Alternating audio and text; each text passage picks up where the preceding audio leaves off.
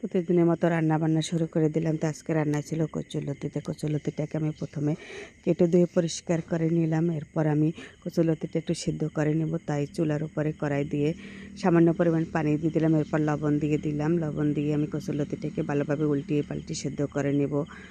সিদ্ধ করে নিলে কচুরলতিটা গলা ধরে না। তা সিদ্ধ করা আমার প্রায় শেষ। এই যে আমি একটা জাপিতে উঠিয়ে নিলাম। এরপর রান্নার জন্য আমি কড়াইতে প্রথমে পেঁয়াজ দিলাম, তারপর চিংড়ি মাছ দিলাম, আদা রসুন বাটা দিলাম, হলুদ মরিচ সব কিছু পরিমাণ মতো দিয়ে দিলাম, নারিকেল বাটা দিয়ে দিলাম। সব কিছু দিয়ে আমি পরিমাণ মতো দিয়ে আমি ভালোভাবে কষিয়ে নেব। এই যে কষানো শেষ হওয়ার পর আমি কচুরলতিটাকে দিয়ে দিলাম। দিয়ে আমি সামান্য উল্টিয়ে পাল্টিয়ে নেব এটা রান্না করার জন্য। আমার রান্না প্রায় শেষের দিকে। এই যে অনেক সুন্দর হয়েছে রান্নাটা আমার কচুরলতি। এই যে দেখতে মাশাআল্লাহ অনেক লোভনীয় লাগছে, খেতেও আলহামদুলিল্লাহ অনেক মজা হবে। যাই হোক, আপনাদের কাছে শেয়ার করলাম আজকের রান্নাটা। রান্নায় ছিল পাতলা ডাল এবং কচুরলতি।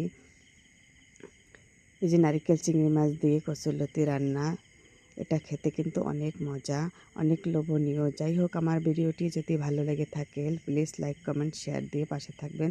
ধন্যবাদ সবাইকে।